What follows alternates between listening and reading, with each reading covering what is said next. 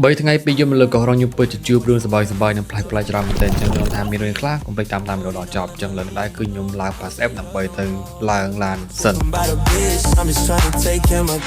អូខេចឹងឥឡូវនេះគឺខ្ញុំមកដល់បេឡាននេះហើយខ្ញុំថយច្រើនណាស់ចាំជួបគ្នានៅផែតែម្ដងទៅអូខេចឹងឥឡូវនេះគឺខ្ញុំបានមកដល់ផែហើយបាយជាម៉ោង 11 គឺខ្ញុំឡើងទៅឆ្នេរលងសិតដោយសារខ្ញុំចង់ទៅលងសិតជាងដោយសារតែខ្ញុំមកដល់ប្រហែលជាមុន20នាទីចឹងទៅក៏អង្គុយចាំគេសិនទៅហើយខ្ញុំដែរគឺមិចពិតជាស្លាមមែនទែនហើយភ្ញៀវក៏ច្រើនមែនទែនដែរគេទៅគឺអត់ដឹងថៃគឺក៏រងដែរគឺឃើញខ្ញុំទៅពេលណាគឺទុកដឹងតែពេញរហូតហ្មងស្ដីផងថៃខ្ញុំផងណាបាយខ្វែតែបងងា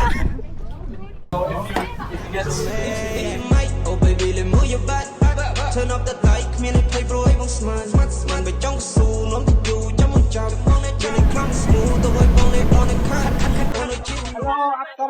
អូខេចឹងឥឡូវនេះគឺខ្ញុំបានមកដល់ផែឡុងសិតហើយខ្ញុំល្មមតែបាន check in ចូលដល់បន្ទប់នោះគឺម៉ោងប្រហែលជា1ជាងដោយសារតែបន្ទប់គេអត់ clean house ចឹងទៅគេឲ្យចូលម៉ោងប្រហែលជា1ជាងហ្នឹងហើយចឹងទៅខ្ញុំទៅដល់គឺបានថតទេគឺខ្ញុំដេកលក់ប្រហែលជា7 ម៉ោងជាងមកឡើង3ទៅដូចជិះពីភ្នំពេញទៅដេកនៅកោះរ៉ុងចឹងឡើងម៉ោងអស់ខាត់មកអស់ឡើងមកគោកហើយម៉ោង3ហ្នឹងបានខ្ញុំនឹកឃើញងើបទៅជួបម៉ូតូចឹងទីតាំងដែលខ្ញុំទៅដំបូងហ្នឹងគឺទឹកធ្លាក់ព្រៃស្វាយហ្នឹង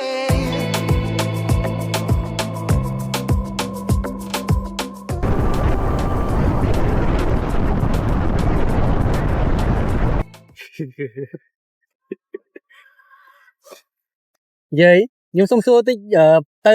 ទឹកធ្លាក់ព្រៃស្វាយទៅតាមណាអូនឹងខ្ញុំវិញស្វាយតែទឹកធ្លាក់ខែនេះគ្មានទឹកទេចាំទៅតែខ្ញុំខកចិត្តទេក៏ពិតទៅផ្លូវទៅកាន់ទឹកធ្លាក់ព្រៃស្វាយដែរគឺគេមានសញ្ញាប្រាប់ថាបត់ស្ដាំបត់ឆ្វេងឬទៅផ្លូវគឺយើងមិនបាច់មើល map បើយើងទៅដល់ដែរ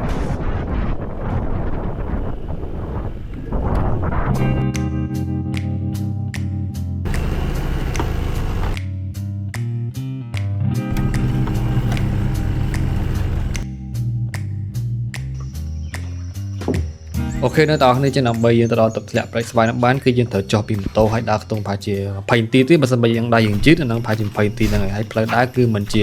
ពិបាកដើរអីប្រហែលទេគាត់តែមានថ្មច្រើនហើយយើងដើរហ្នឹងក៏មានផ្លាកសញ្ញាគេប្រាប់ថាបត់ឆ្វេងឬមួយក៏បត់ស្ដាំដែរចឹងទៅគឺយើងអត់វិញទេចឹងបងប្អូនដែលគាត់ចង់ទៅលេងខែណាដែលមានទឹកធ្លាក់មើលអាហ្នឹងគាត់អាចទៅសាក់លំបមើលបានដោយសារខ្ញុំទៅខែនេះគឺអត់មានទឹកទេហើយមុននឹងខ្ញុំចូលមកហ្នឹងក៏មានអ្នកប្រាប់ដែរថាខែនេះអត់មានទឹកទេមិនបាច់ទៅទិញនំខកចិត្តតែខ្ញុំចង់ទៅសាក់មើលចឹងទៅក៏ចូលទៅមើលទៅអត់មានទឹកមើលមែន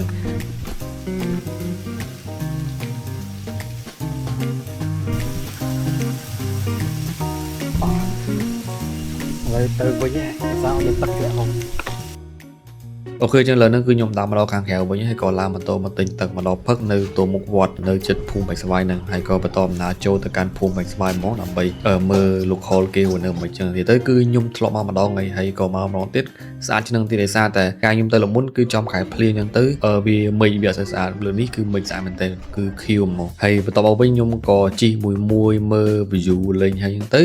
ក៏យើងទៅដល់ឆ្នេរសុកសាននៅខាងលិចកោះរ៉ុងហើយពេលហ្នឹងគឺខ្ញុំអត់មានបានចុះពីលើម៉ូតូដើម្បីដើរឆ្វែងមើលទេដោយសារតែខ្ញុំចង់ទៅឆ្នេរឡុងប៊ីជាងដើម្បីទៅមើល sunset ចឹងទៅក៏ឈប់មើលផ្លេតហើយក៏ជិះទៅមើល sunset នៅឡុងប៊ីតែម្ដងទៅ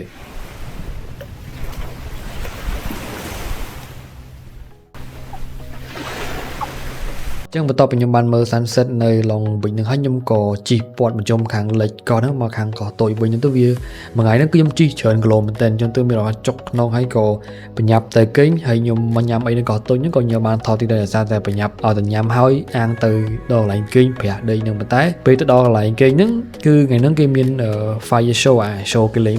ភ្លើងអញ្ចឹងទៅក៏បានមើលមក show គេទៅប្រហែលជា10នាទីជាងហ្នឹងខ្ញុំក៏ដើរចូលទៅដេកហើយអត់បានថតអីទេអញ្ចឹងចាំជួបគ្នាពេលព្រឹកឬមួយក៏ part 2តែម្ដង